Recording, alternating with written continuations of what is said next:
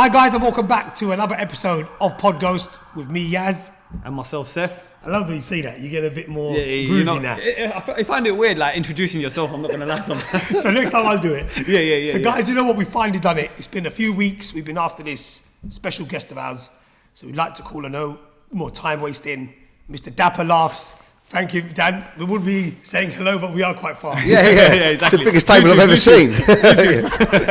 Lovely, Dan, man. how you been, man? Thank you so much for coming on. Yeah, thank you for having me. I understand that you guys got quite a big Asian following. Did you know that my granddad is Indian? No way. I actually have Serious? have Indian in me. Yeah, That's an exclusive, right That's there. an exclusive. People that he's from Lahore, I think it is. That's Is it Pakistan. Oh, I'm is from it? Lahore. Oh, is it really? Yeah. Oh, I didn't even I'll know. give you his number. We'll connect with him. Yeah, he's dead. Sorry. Yeah. So what a way to start. But he got to 93, so he had a great life. But Brilliant. Sorry to hear that, man. no, that's all right. But yeah, I got Asian background, and I've done some jokes about my granddad before, and people didn't believe me. I had to put a picture up on my social media of me and him and everything. But that's true. So yeah. So he's Pakistani then? Is Lahore in Pakistan? Yeah, Lahore in It Pakistan. must be Pakistani then. Look at that. That's amazing. No one knew that. Yeah. You learned something new as well. Yeah. So I did as well. Yeah. So any Asian words, you know, Urdu, Punjabi No, words? because you know what? He came over to England when he was very young. I think he came over when he was about 18. And then he, I think he was in the Air Force, and then he worked for British Airways as an engineer. Yeah, so he had a Cockney accent, like he was proper like. Yeah. And so I never, but that whole side of my family obviously is. So yeah, That's crazy. And he married an Irish woman. So a white Catholic Irish woman all them years ago, back in like the 50s. So it was a bit out there, yeah. That's absolutely When crazy you way to asked him start. that question, I was gonna say don't, because the only people that don't know Urdu or Punjabi, they just come out with swear words. Oh really? You know Yeah. Lucky I don't know any. Yeah. So Dan, talking about obviously speaking about your whole family life, where were you actually born and you're growing up? Where did you? Yeah, go on. Where were you actually born and how was it growing up in that particular time and that sort of era? Because it's a whole different era now, isn't it? Yeah. Well, I was born in Kingston, like South London. Grew up down in Surrey though, like Weybridge sort of way. And my mum and dad broke up when I was really young. So I come from like a broken home sort of thing. But my mum moved away when I was like 15. So she moved to Cornwall, but I stayed because I wanted to be an actor and all that. I stayed in London, like Surrey, and moved out. And I grew up with my mates. Do you know what I mean? I lived from like 15, 16 in my own place, hung around with my mates. So I was a right lad's lad. And that's kind of how Dapper Laughs, the character, was born. I always did comedy. I'd done stand-up comedy. I worked on the cruise ships for years. Done open mic nights and stuff. I'd done all like family-friendly comedy. But when I came back to the UK when I was about 23 or 24, and went out and started doing comedy again, I realised that I needed a bit of an edge, and that's when I created Dapper Laughs. It was sort of an exaggerated version of me growing up. So the meaning behind the name, Dapper Laughs, who thought of that?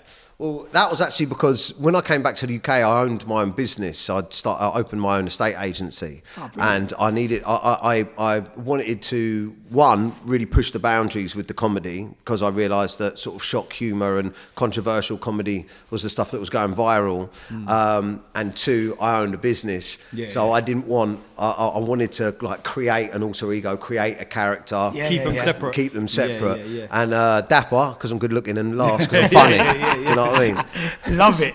So you know when you started that whole, the whole thing started with the memes, wasn't it? Yeah, the vines I and think it started. Well, I don't know if it started on mine, but that's where I first came across him. Yeah. Especially when you were like with the moist army. Yeah, mate. Yeah.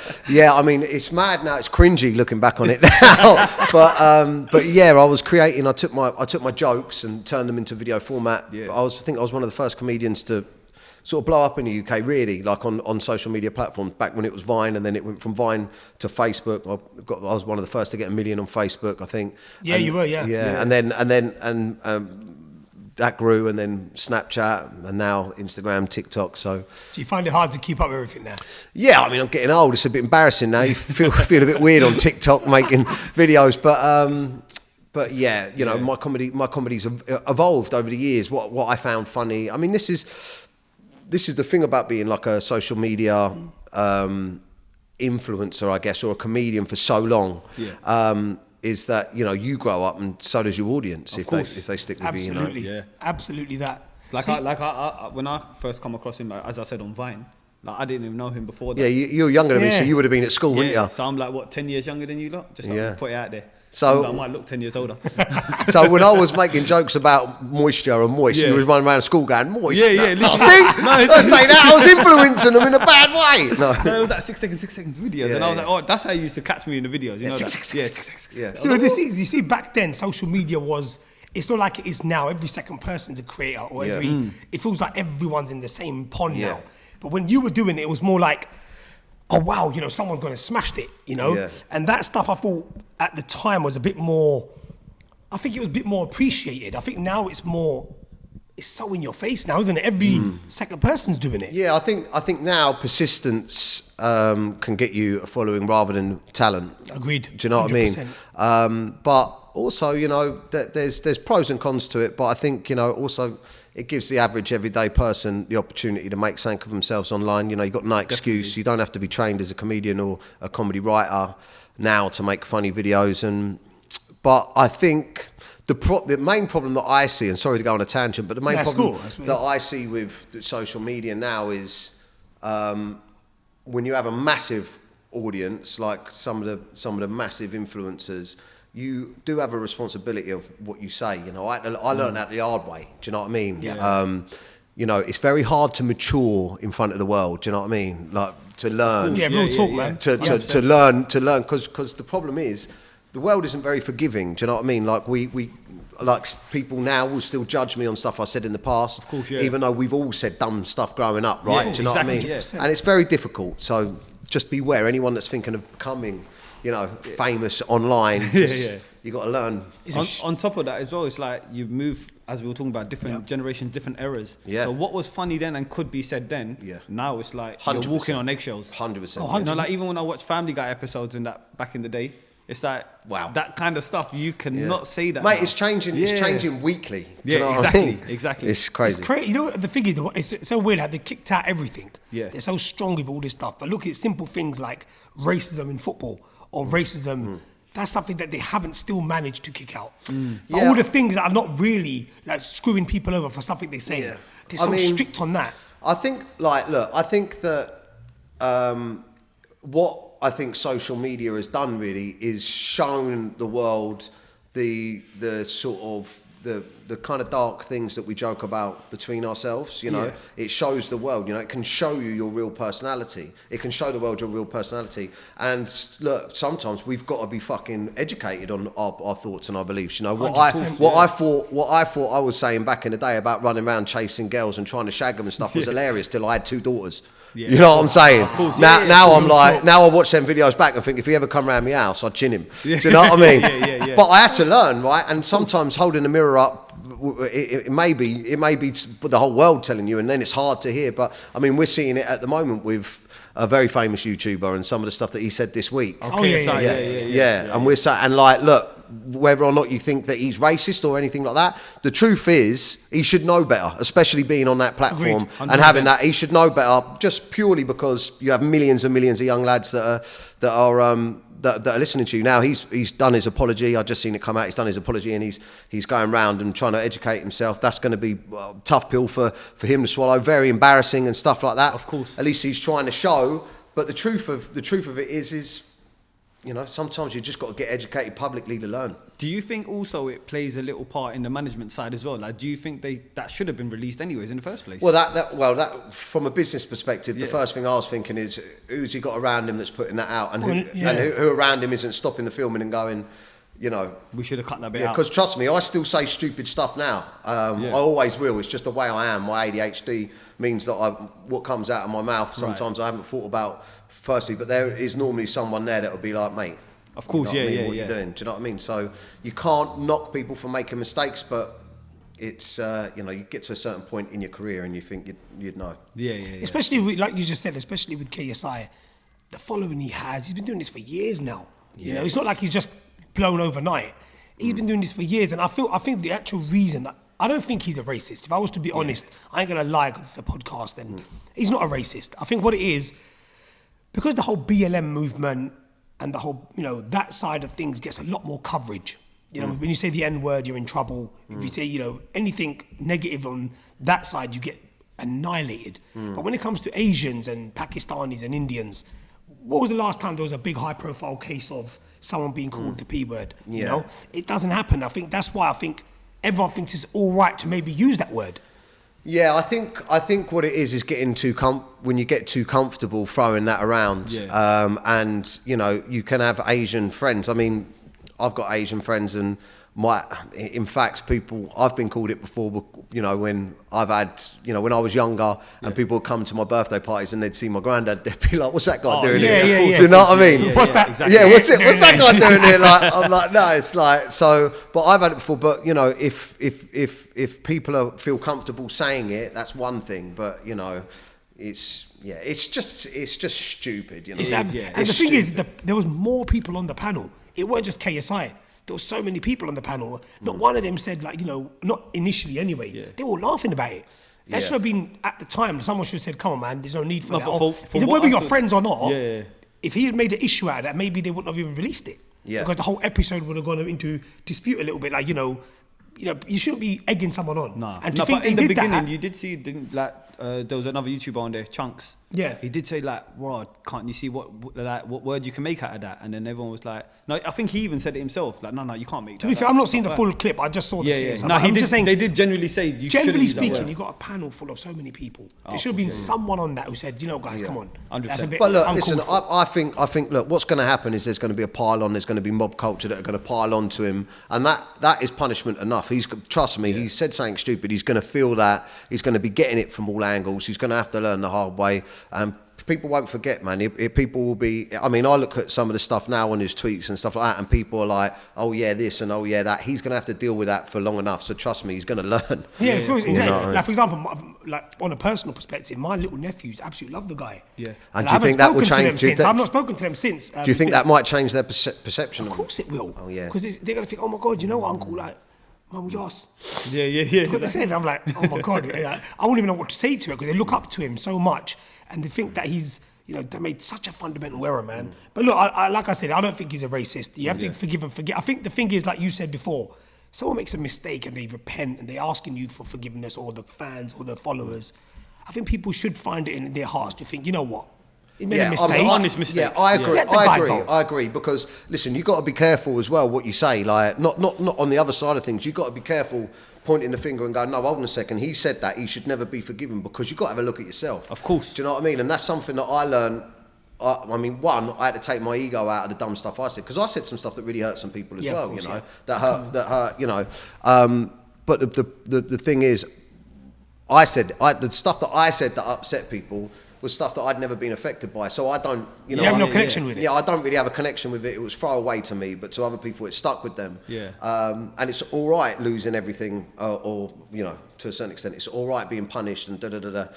But if you keep holding somebody accountable for stuff they've done in the past when they've tried to apologise, I think that's when it's dangerous. Do you know what I mean? 100%. Because what are we saying to people? That you can't make mistakes. I mean, I want to teach my daughters that, and this is the bit of the journey. Sorry to go on a rant, but this is a bit of the journey that I'm on at the moment. Really, with everything that's going on in my life, it's like, I don't want to be remembered for the negative stuff I've done, just like I'm sure KSI doesn't want to be remembered for that. But I don't want to be remembered for the negative stuff I've done. But the only way that I can ever show my daughters, for instance, that it's okay to make mistakes is if you change. Overcome it. Yeah, and if you overcome and you learn from it and change. So I've got a lot of work to do by the time they're 16, 17, that they go back and then they go online and they go, oh, fucking hell, that was bad what you said back then, but look at all the good he done since. Exactly. 100%. Do you know what I mean? That's the thing. I don't think people should be accountable, especially as practicing Muslims ourselves. We believe in forgiveness and letting things go, and I think every religion does. Even from a religious perspective, you should be able to say, you know what, he's made a mistake. Let him go. It's not like we haven't made mistakes, like you just said. Look, imagine we were caught up on everything we've done or said. Yeah, God, if it was all we would be here now. Yeah. But unfortunately, like Dapper said so many times before, Dan, sorry. Yeah, said so many times. No, Dapper sounded cool. Yeah, Dapper did sound cool. Yeah, go with I was that. actually more comfortable saying that. I'm not gonna lie. Yeah, Dapper's cool. Yeah, go on. Yeah, but honestly, you was the face of like cancel culture at one point. Yeah. Because of the things that he had said. Yeah, I was the first, definitely one of the first. Yeah, because the way you got wiped off of like most social medias, it was like that was cancelled mad. off everything. Yeah. Go on. But go on. No, sorry. go on. You can answer that. Yeah, no. Look, weirdly it ties in with my sobriety now because I was throughout that whole period and after that and for years. I mean, my whole culture was wrapped around drinking drugs, really. Right, Drinking and packet and the sesh and Yeah, all of that yeah. stuff. And I could only ever get my head around it since I started trying to get sober. Right. And that is because my ego was so sort of wrapped up in having lost my TV show, having lost money, lost my house, lost any like commercial work, lost all this. I was the victim of cancel culture. I never looked at the reason why, how far I'd gone with the comedy, how much I'd pushed it. And I had to sober up and start working on myself. And a massive part of sobriety is, accepting, all the people that you've hurt or things that you've done wrong in order to clear, your conscience to move forward.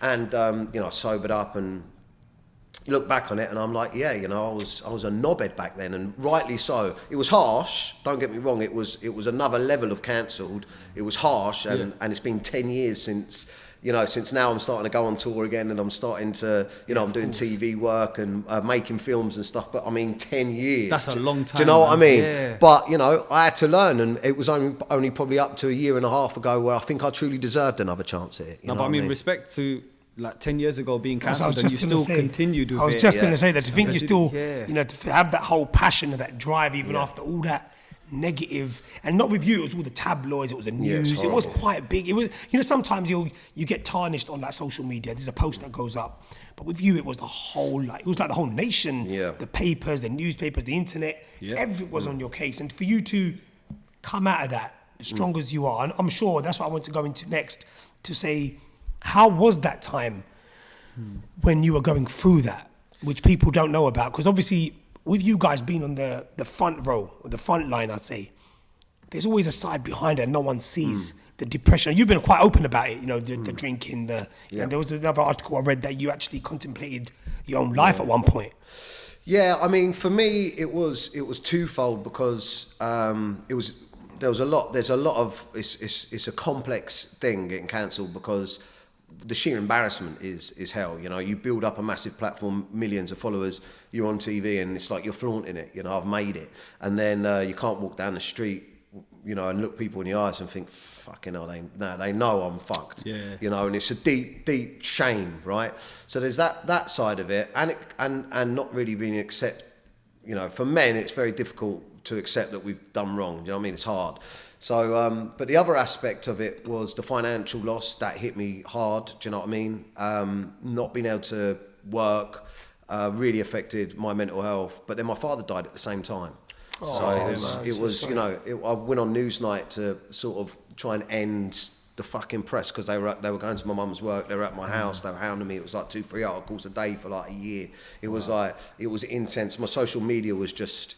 They went on a campaign really to sort of poster boy me as sexist, misogynistic and all of this stuff. And at the beginning I was like, look, it's a character and, it's done its job, At the same time you had Ali G out there and he weren't getting it, do you know what I mean? Yeah, exactly. So I was very angry. I was like, well, how come Jimmy Carr, Frankie Boyle, Ricky Gervais, they're all doing all these risky routines and jokes. You got Ali G there that's literally coming out on his TV show, walking out of between a set of legs and a big arse, and he's talking to all the famous people. And it's fine. And the way he used to talk as well. The stuff he said. Yeah. And I said a few stupid comments, done some stupid vines, and people were signing petitions, and Anyway, I got my head around it, and the hard thing for me was that my old man was the only person really that he had a good way of looking at it. He was like, he didn't look at it, he'd say to me, ain't what you lost, it's like, they shouldn't have given you a TV show anyway, you nutter. Do you know what I mean? He had a great attitude towards it. He was very much like, think about what you've done, you sold out a load of tours, you got on TV, fuck it, man, you'll have another proud of crack you. here. He was still proud of me, and he wasn't like, oh man, gutted, or oh, look what you lost. He was more like, look at what you did, and you can do it again. All you got to do is fucking, he believed in my talent, so he was like, no one can take your talent away from you. So when he died, and he just suddenly died, I managed to get over and see him, but when he passed away, just a matter of months, well, it was during it was happening, but a matter of months till I officially got cancelled. But it was during the whole thing. I really thought, well, fuck you to the world. Do you know what I mean? I kind of thought to myself, like, I tried. Like, I tried to be good. I've tried to be a decent person. And this is the problem with people that drink and do drugs, especially in my culture. It's like, it kind of comes hand in hand.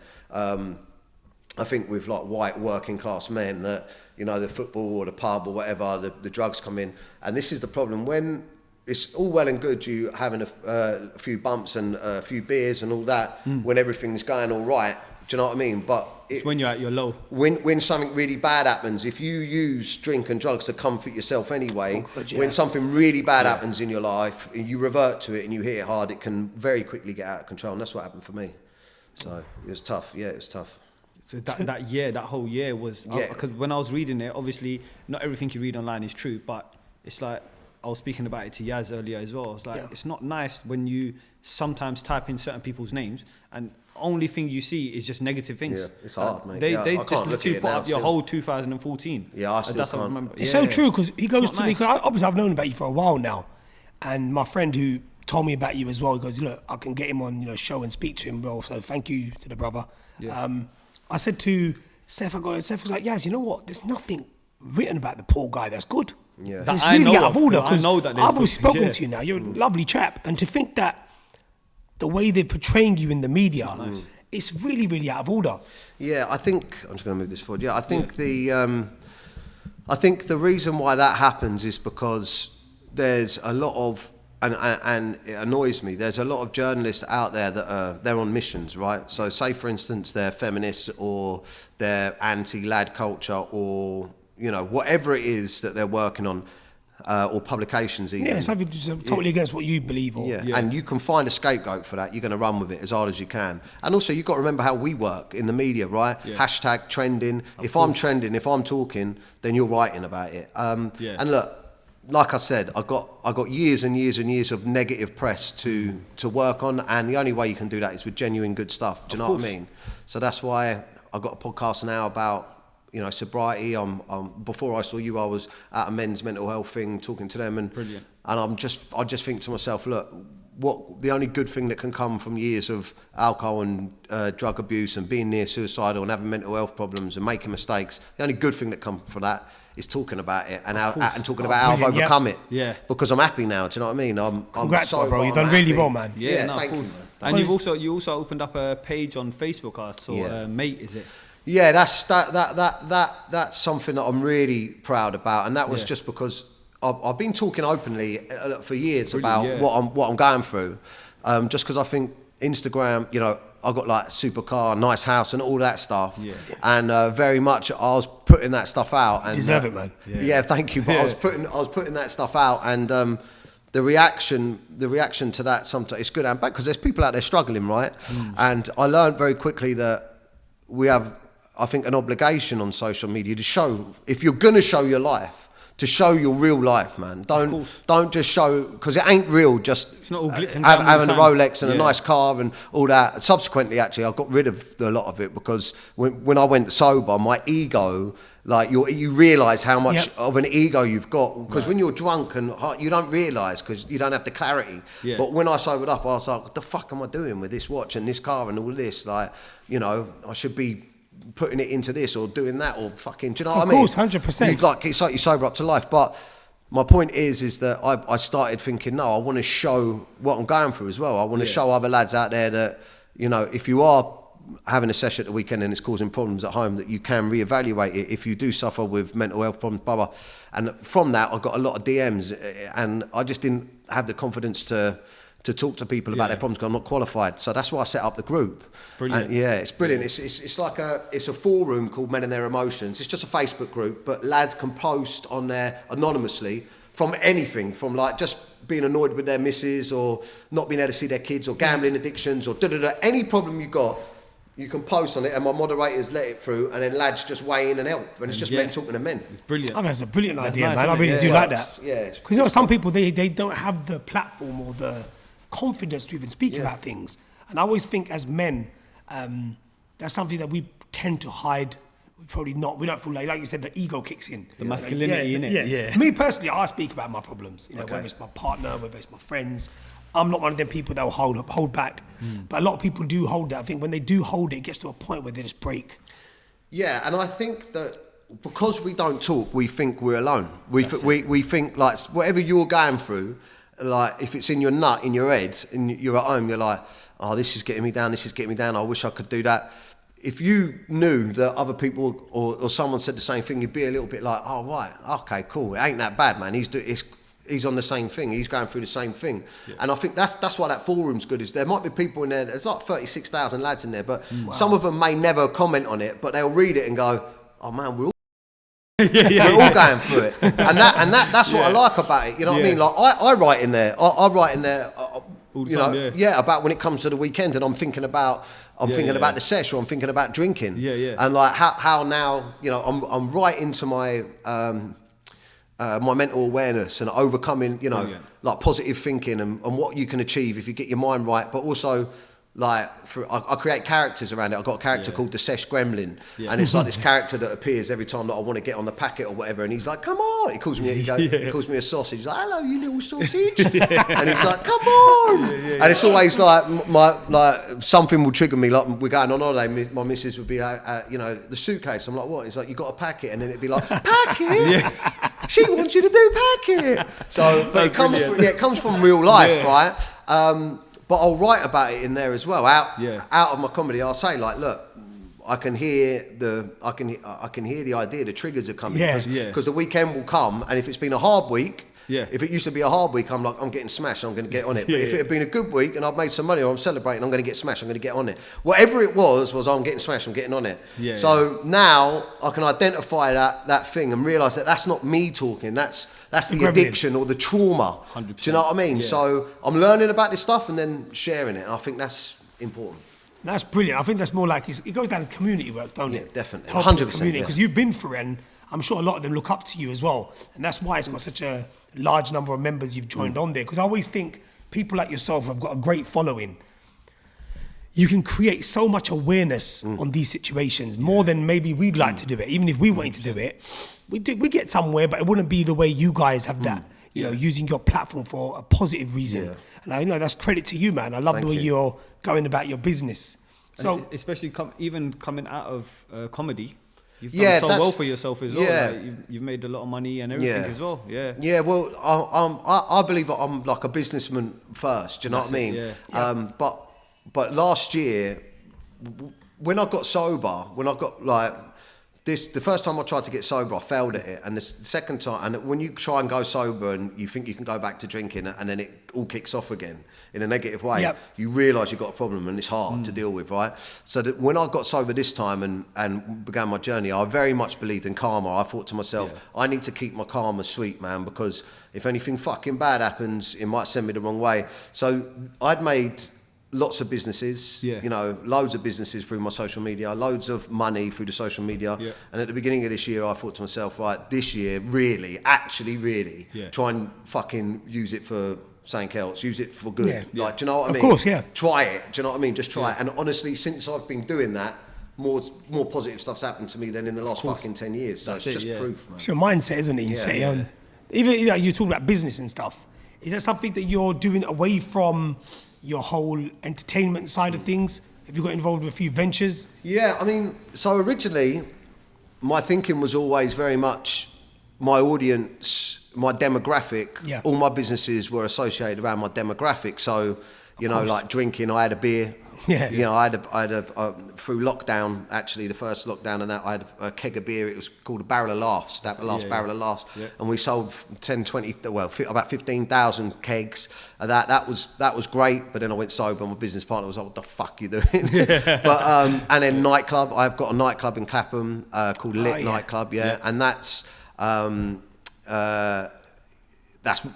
it's great. It's great, but lockdown killed us a little bit, but it's round, so it's good. We're playing catch up, but it's round. Brilliant, got a supercar company as well, where we do bits on that, and so all like demographical type stuff. And then And then I've got other stuff that I'm just sort of like I've put money into, and I just sit still and the pipeline. Yeah, just doing all that. Some stuff that I've got to keep, you know, On the D-low. yeah. But that's wicked, man. Just to see you grow into entrepreneur, then, isn't it? Yes, entrepreneur. That's what you are. Obviously, even being known as a comedian, I think now's about time you got to take it for an entrepreneur, bruv. Because I think the comedian side of things was probably your early years. Yeah. But since the whole, the shenanigans that you've been through, you've kind of reformed into. Comedy is just not the same. Like, I know we touched on it earlier, but You always say this because you love your comedy. yeah, I'm just saying, like, I You're love a big comedy fan? Yeah, He I'm a loves big it. comedy fan. Like, Me, I I'm love the watching, complete like, opposite. Yeah, Kevin Hart, Chris Rock, I watch all of them. yeah. But it's like, when you watch them now, like, obviously everyone heard about the Will Smith slap and all that kind of stuff. It's like,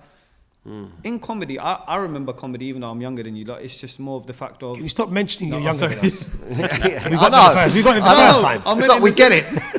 No, I meant it in the sense of like you was allowed to say whatever you want. Yeah.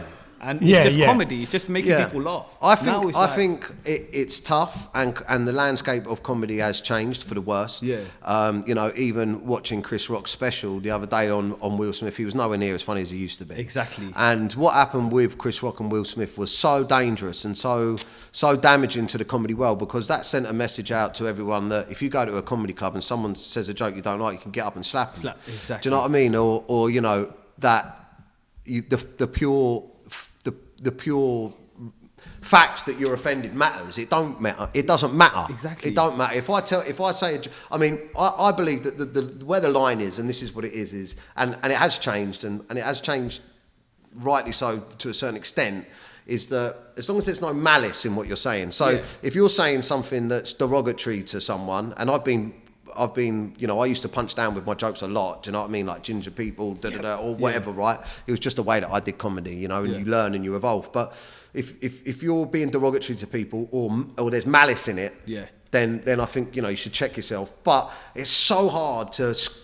talk on a subject that's controversial without it seeming malice. Like for instance, all this transgender stuff, or I've written so much stuff about this stuff that I want to say, and I'm terrified to say some of it. Do you know what I mean? Because I've got 2 daughters. Yeah, of course. Like, all the stuff about men being able to identify as women and then just walking into a woman's toilets and all of this stuff. And there's a lot of comedy in there, but I'm passionate about the stuff I want to say, but I don't know how to say it without offending people. So it can it can hurt your creative flow. But then at the same time, it's like, is it weird to say, and no offense to this in any ways, but it depends on who you are as well, because 100%.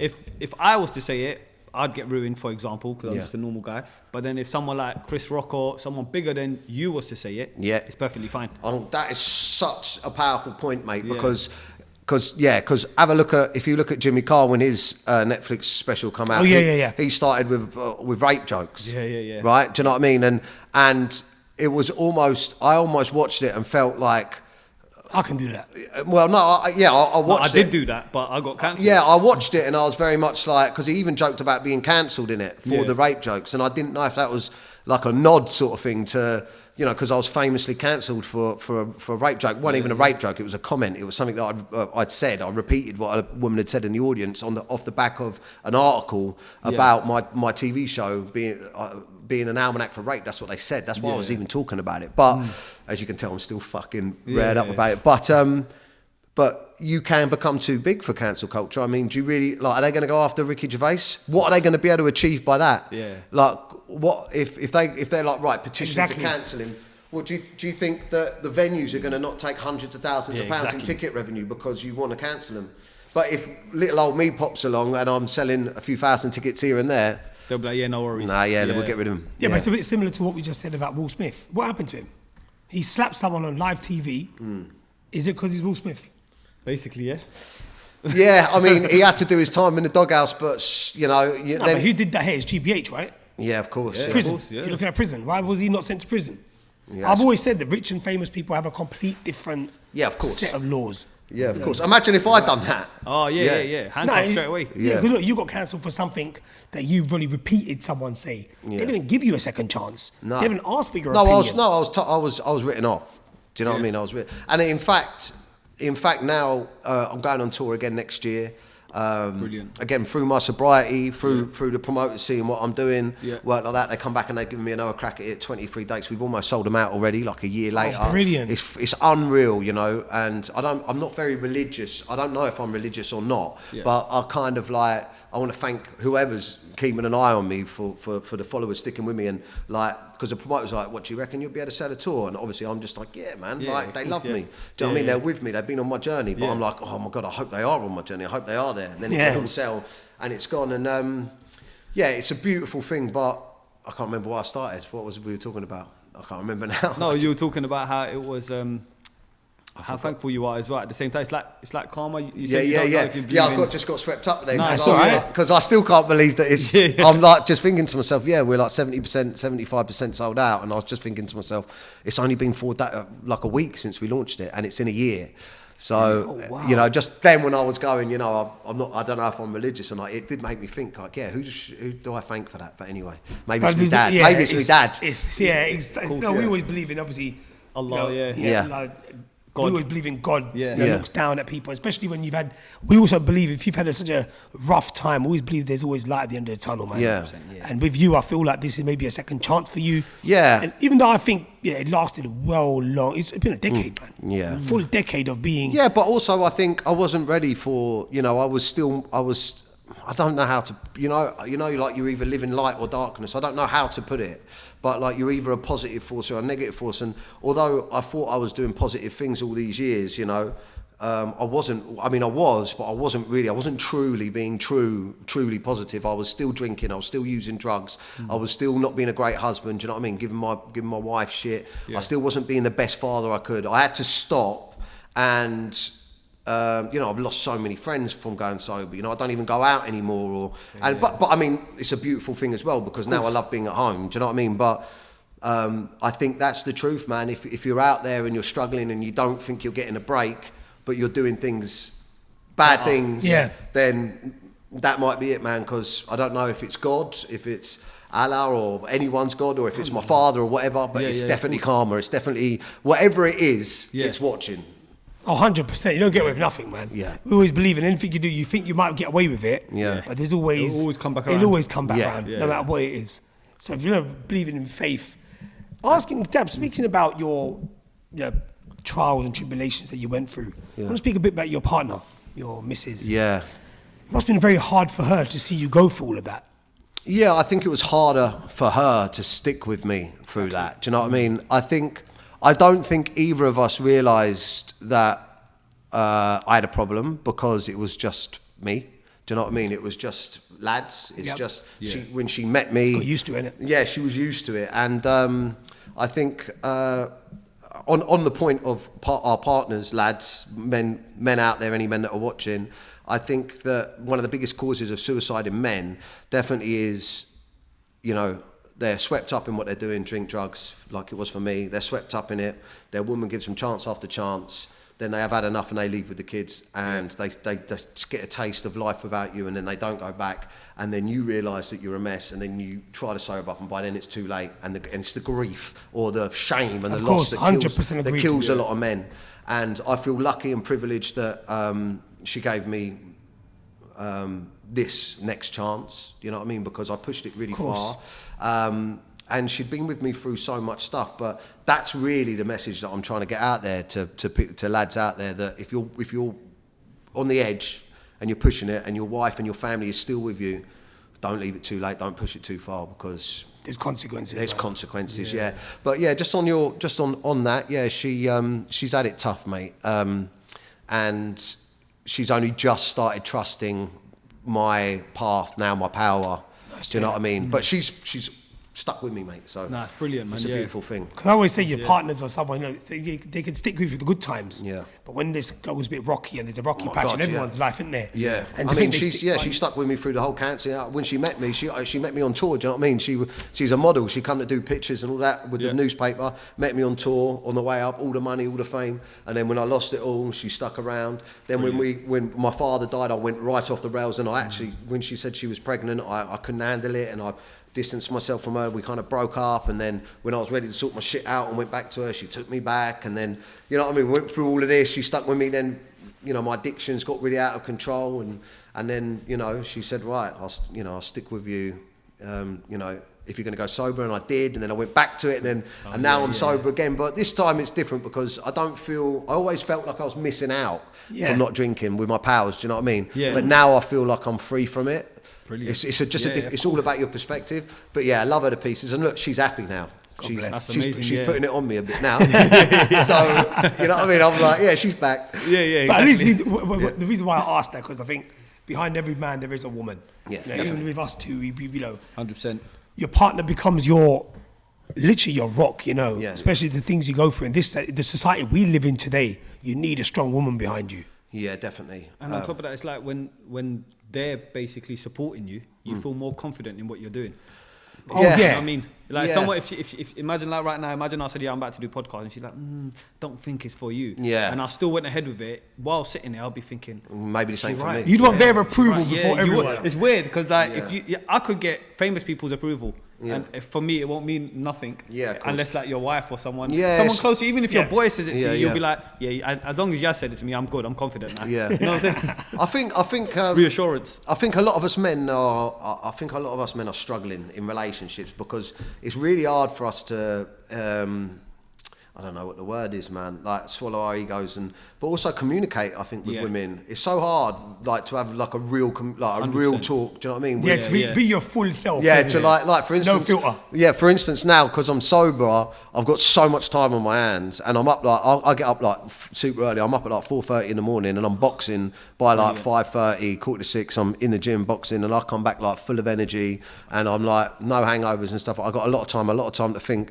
and I speak to her. I say to her, about. I'm always talking about our connection. You know what I mean? So say for instance, if it's all about not shutting each other down. So 100%. if I say like, oh, I want to watch this on TV, and she's like, oh, that's shit, and I don't want to watch that or whatever. Really, that's me trying to connect with her. Or even if she says, oh, I want to watch this, I'd love to watch this. I'm just using TV as an example. Of course, yeah. And you're like, nah, like.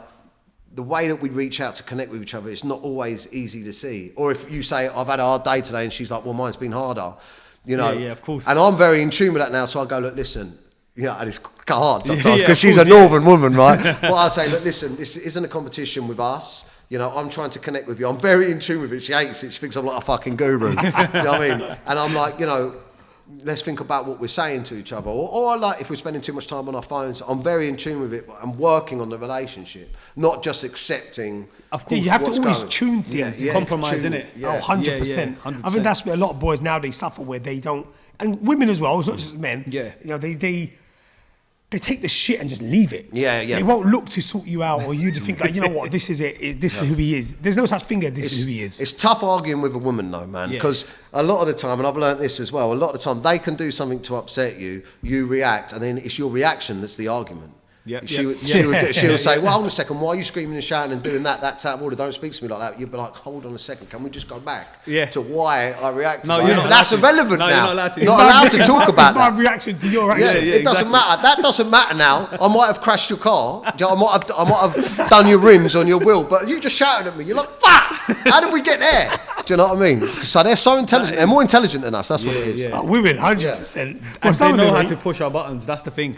Yeah, I think that works both ways. We had to push their buttons. And also, but when we push it, we regret it. Buttons. Now, I always think that, every marriage or every relationship, there should be a foundation of trust.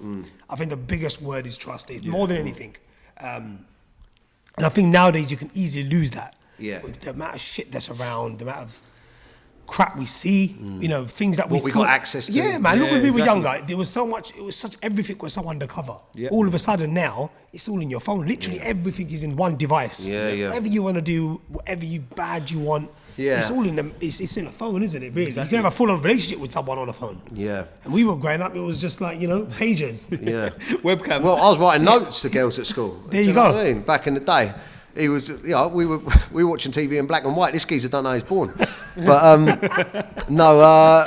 You're younger than us, right? Yeah. Okay, in case you didn't say that. Yeah, I think 10 years.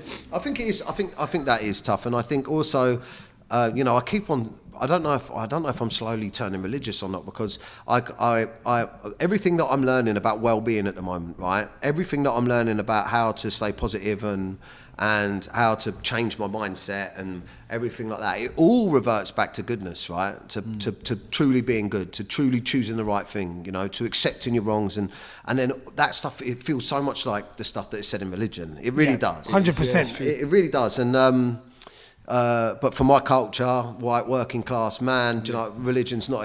It doesn't. You know, where I grew up and it's not. But maybe it's something that I'm learning about subconsciously now, right? But I think that there's so much that goes into it for us men, because even by like, even if you're like texting another bird, right, on the slide, but you don't know if you're going to do anything, but you're not, right? That will completely affect your relationship with your partner. 100%. Do you know what I mean? Because you will be looking at that relationship and her thinking, is this real because I'm doing that? Is she doing that? Exactly. You know what I mean? The only way... Your whole energy changes. Yeah, all the energy changes. So the only way to truly be happy in life is to just be content with what you've got and happy with what you got. Do you know what I mean? 100%. And try and practice that. I mean, we all want more. There's nothing wrong with ambition, but being able to look first of all and go, these things are good. I just want to protect them, and anything else is better. Well said. That's a very brilliant. You said about religion. That's not something that, you know, like you probably never practiced or anything like that. But that's such a religious belief that's really up there. We should be really happy with what we have. Yeah. Because if you look at people that are the less fortunate, Yeah. What they probably look at your life and think, we want to be like him. Yeah, exactly. And then you're looking at someone like who's a bit higher up, Yeah. and then they're looking. It's like a circle. Oh my isn't God, it? yeah, and then you're never happy. I say that sometimes on my social media Yeah. posts. I mean, sometimes I say, because I went through a phase of really talking about this stuff. I've tried to slow it down a bit now because I'm meant to be a comedian, but I went through a phase of like feeling the pain of lads out there. I could feel it because I was going through it. I could just feel it. I just thought to myself, I feel it. And it was very much like someone somewhere, in fact, millions of people somewhere, no matter what you're going through, wishes they were you, man. 100%. You might be on your ass, barely being able to afford your food or your rent or but fuck, someone somewhere not even there, like, of course. And if you can start from that position with that way of thinking, but it's hard when you're struggling, man. Yeah, of course. That's what I mean. That's why I had to bring that up, because I thought, you know, you just said that we should be grateful with what we have. I think a lot of people nowadays take it all for granted. They'll compare someone's life. And I think, again, it's social media, man. It's like I was just about to say you know that. what I mean? Like if you got 2 likes more than me, and it's like... I mean, that's I know now my mental health is directly attached to my social media. Yeah. My it used to be attached to my drinking and drug use, right? Because what we're all doing, what all of us are doing, are chasing like dopamine hits. We all are. Yeah. We don't know where the dopamine's coming from. You could be chasing dopamine. Yeah, it could be at the gym. You know, you're fixated with your dopamine. I need to get my dopamine from the gym in the morning. Then I need it from my coffee. Then I want to get my dopamine from my phone, scrolling through my phone. Man, I can put some content out and I get fucking thousands and thousands and thousands of likes. So I can put a bit of content out and it's only 1,000 likes. And the dopamine hit ain't the same. And then I'm double questioning what I'm doing. Some weeks I'll do story after story after story, and loads of people are in my inbox saying that's funny. And then like a day I can't think of anything, and I'm like, oh man, am I still funny? Am I relevant? It's like, and then when my kids come to me, your head up, my kids are coming to me wanting to play. I'm like, whoa, I'm living in a dream world over here, kids. Like, I'm trying to make people happy in this dream world. Do you know what I mean? And I'm very conscious of that. I feel myself slipping. You sometimes forget that you're in reality as well. Yeah, exactly. I feel myself slipping into this realm. Into this realm. It is like a realm, of searching for acceptance from strangers. 100%. So I'm very much like, when I get home, I try and put my phone down. I very much see it as an addiction as well. And I haven't done any stories for the last 3 days at all. I'm normally doing stories every day. And the last 3 days, I just thought to myself, do you know what? 1, less is more, man. Like, do you know what I mean? Why do they need to know everything I'm doing? And 2, like, I just want to be Dan and my dad and the dad. Yeah, do you know what I mean? For a while.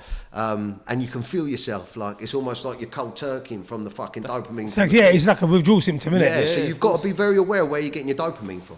Yeah, That's a new series, Dan and the Dad. Yeah. It's so true though, because even nowadays, look, man, we've all been it, we've all seen it. You'll be out in a restaurant, and everyone's got their phone out. Yeah. 100%. It's absolutely insane. Like, literally, you just watch everyone, you're like looking at them, and everyone's like that. The It's food not even- comes and they all go. Yeah. Yeah. I'm guilty of that. Yeah. But I'm only guilty of that because I'm a food lover. I love photography. So when I see And the likes. Yeah. But to be fair, I'm more of my stories. My tool feed is just me and my friends and family. Well, if you appreciate your food and stuff like that, there's nothing wrong with it. But I think what like you were saying, so if I put a picture up and it gets 5,000 likes, you know, but the couple of days before I'd put a picture up and I had like 20,000 likes, like I'm thinking. I'm not just thinking this picture ain't as good. That's not what I'm thinking. I'm thinking people don't like me anymore. Yeah. Do you know what I mean? And you're like, maybe no one gives a fuck about your food, bro. Do you know what I mean? It's exactly. Like, it's mad how it works. And I think that is on my scale. But also the kids that are going through school, even though it's 15, 20 likes or 5, 10 likes, 100%. It's the same. Of course, 100%. Because I've always said, the followers who follow you and follow us, whatever, they're not going to be there at your funeral. No. It's just people that follow you because they like your content or they like who you are, the way you talk. But that all goes the moment you leave. You know, the moment your time's up in this world. I mean, then people. If you sometimes deep it as well, so I just had this mad thought. Like when we're sitting here and we're just doing this podcast now, not one of us have gone and checked our phones or our phones. Yeah, we're allowed to. Yeah, I feel good. But you feel good. I can feel it. I feel like I'm slowly detaching from it, and I do it at night. I can feel like it's like the colour coming back, man. Because it's like I get sucked into it. It's like I'm in another world, and then I come out of it. It's like you might go home and sit at home and speak with your wife and this and that, but 9 times out of 10, your phone's still in your hand. Yeah, and you're talking about me and my missus always do this. Yeah. I mean, we got a good relationship now, but before, like just 6 months ago, if I'd even suggested us talking about things or whatever, her attitude towards me was like, "Man, you've got no place in this home. To you know, you'd rather be out drinking with your mates at the weekend at night. You've got no place to question me on anything." Do you know what I mean? And rightly so, but that used to cause arguments. But now. What I always do is like, oh fuck, I'm on my phone too much. I'll put it down and then I'll go, babe, come on, what are you on your phone for? You know what I mean?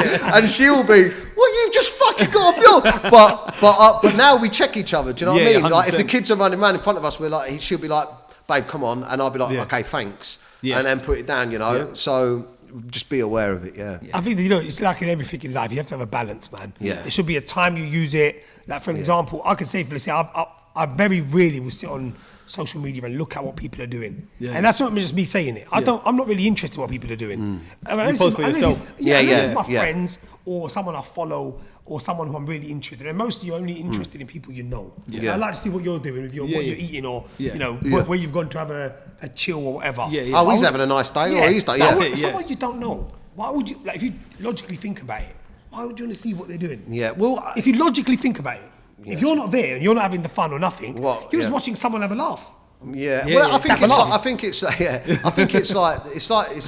the equivalent of fucking reading the newspaper for the young people, isn't it? But also like TikTok's the worst one, man, because you can go down some rabbit holes on there. I'm not on it, man. Hours on that. Don't get on it because do you know what it does? It knows the algorithm knows the one you watch, right? So say for instance you go on there and you're just scrolling and then you see this video on flat Earth. You're like, oh, let's have a look, and you go, oh, that's quite interesting. So you just like it, or you watch the whole video, Then you scroll again, and the next one will be flat Earth, right? Because it knows, right? The next thing you know everything about the flat Earth, right? And then what you'll do is you'll be at a party saying, you go, did you know this about the flat Earth? And people are like, mate, the geezer's a fucking nutter. So don't do it, man. Mate, I believe in aliens, everything now. You know the funny thing is with TikTok, what put me off it? I tell you, when I see grown adults at like, oh mate, dancing, right. That was me in lockdown. That was me in lockdown. But the thing is, luckily I didn't see yours.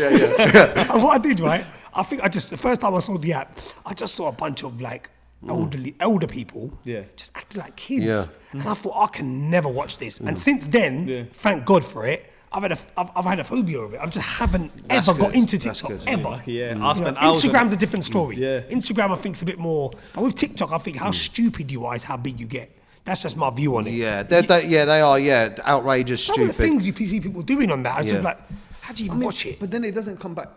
Personally, for me, I think it's not about the person who's recording the content. It's if I know like right now, me doing this podcast and I only get 5 views for it, but then all of a sudden, I don't know, we get naked and start dancing on the tables and it gets 50,000 views. Now we're thinking that's what the audience wants. So now you're gonna do what the audience exactly agreed. I say that technically it's not you the one that's doing that. dumb content. You might not even want to do it. It's the viewers. Yeah, it's the viewers. But listen, it's like when you slow down for a car crash, isn't it? That's it. Do you know what I mean? If you don't see a dead body, you're a bit pissed off. That's the truth. And you slow down. That's what you do. You slow down, you're like, oh, no one's dead, man. That's shit. Yeah. That's what we are as humans. That's so deep. It's true. You go on there like that, and if you see someone going, oh my God, I had a great day, I ate a cake, and I saw my mum, you're like, fuck that. When you go like that, someone goes, I got stabbed in the face, you're like, yeah, man, this is bad. But you share it and everything. Yeah, you do. Yeah, you do. Yeah. So that's why my content was brutal when I started. Do you know what I mean? I don't want to go into it. Oh, that's why I say, like, I look back on it and it's cringy, but I remember me at the time, I was like, I don't care. Yeah, but you see, even for me, I'm not going to get into it, but honestly, I'm just going to say one thing on it, is when I watched it, I never ever saw it as bad. It's just comedy and it was funny. Do you know what the thing is? I agree with that. You know what I mean? Yeah, I'll tell you what it is. I'm not actually going to go out there and do what he's saying. Yeah, but they believe, that's what they believe is going to happen. Do you know what I mean? And this was my perspective on it, right? I'm playing a character and I'm exaggerating. You know, like, there was one joke, I mean, I've done sketches. There was one joke where I was like, and this one was in the news, where I was like, excuse me, miss, can I smell you? And then she goes, no, you can't. I go, well, it must be your feet then. Do you know what I mean? So to me, I wrote it as it's like a joke. You know, can I smell you? No, you can't. It must be your fucking feet then, right? I'm like, people will know that that's wordplay, but to them, it was sexual harassment. Now he's going out and harassing women. I'm like, but it was an actress, but no, he's harassing the women. And you're like, all right, cool, man, but you know, my people that know me. And look at the shit now. Look at the shit these boys are doing now. Yeah, exactly. Honestly, it's absolutely ridiculous the way they, target women, the way they make women look cheap or whatever. No, but that's what I'm saying. Like, even on, I don't know if it's in America or somewhere. Like, you got pranks now, like gold digger pranks and all this kind of stuff. So isn't that kind of like that's stereotyping, isn't it? Yeah. I don't know. Yeah, we ain't gonna get involved in it. But don't pull me back down that hole, mate. Exactly. I know you also had a stint on reality TV. Yeah, I did. What was your experience on that, man? Because I've always had a thing with reality TV. And I know it's a lot of it's fixed, and I know a lot of it's they make you say what. They put you in a situation to start talking about controversial stuff. What's your view on reality, and why did you actually go down that path? Well, when I was actually approached for Big Brother a couple of times before I decided to do it, I was in no mental state the first. It's a bad psychological test, Big Brother. And, you have to actually go through psychological assessments, and I was in no fit state the first time. My father had just died. I was still into my drink and drugs and stuff, and the second time, my daughter had just been born and I didn't want to be away. But the third time, and it was the year of the woman, and they wanted like a villain. Do you know what I mean? And I was a little bit more together. I mean, I was still a bit of a wreck, but I decided to do it because I needed the money, man. It was big money. It was like 80 grand they were going to give me, and I was fucking 80 grand to go on Big Brother, and I was on my arse. So I was like, and that's really the money that kick-started, me being like, I flipped it a few times and got back into business. So I needed the money. So by that point, I was like, I'm just going to do it. But it was horrific.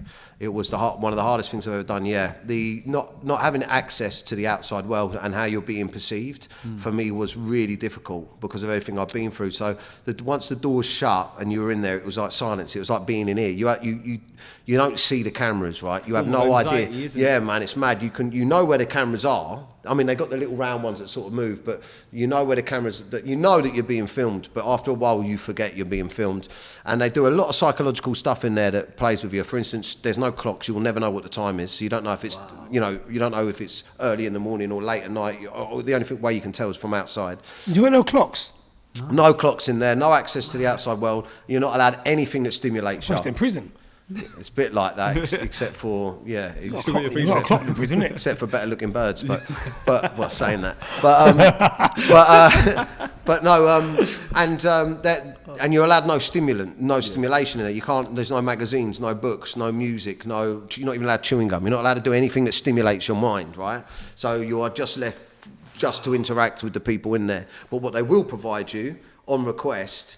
Not on request, but depending on what's happening in the house, at a certain time that they deem fit, they will open a door and the room's full of alcohol. And the amount of alcohol that was in there was always down to whatever was going on. If there wasn't a lot, it was weird. If there wasn't a lot of drama, then there was just a normal amount of alcohol. But if people were arguing, then there was shitloads of alcohol. Wow, Do you know what I mean? And then they'd do mad shit in there, like mental. they'd get you in the diary room and ask you your opinion of someone, then you'd all sit down and eat dinner and play it on the fucking TV. Do you know what I mean? It was mad. It was mad. You never knew. And it was mental, right? All they wanted was carnage. It was like Jeremy Kyle in a fucking bottle, mate. It was mental. But and the thing that I couldn't handle was I went in first of all. I mean, I was put up for eviction every single fucking week. I was up for eviction right up until I left. I can't remember what I come now. I think I come like fifth or something like that. Yeah, something something like that. I was to the second to last week. I was in there, but I was up for eviction. And what that means is everyone goes in and they have to vote for 2 people, right? Yeah. But I went in and I was like, yeah, how you doing? You all right? You're not? And I was like, nice, talking to everyone, fine. You know, I wasn't really doing anything. And then the first time I was up for eviction, I was like, oh, right, so I didn't say it, but you're like, which one of you don't like me? Like, exactly. Who is it that don't like me? Then the second week, by the second week I was put up, I was like, fuck the lot of you. Fuck you then. No more Mr. Nice Guy, innit? No one likes me anyway. And then I was like, if you're all thinking that, what are they thinking on the outside? Exactly. What, you know? Because like, they'd open the doors on the day of eviction. They're going, right, it's either so-and-so or it's Dan O'Reilly. They're like, boo. I'm like, what the fuck have I done?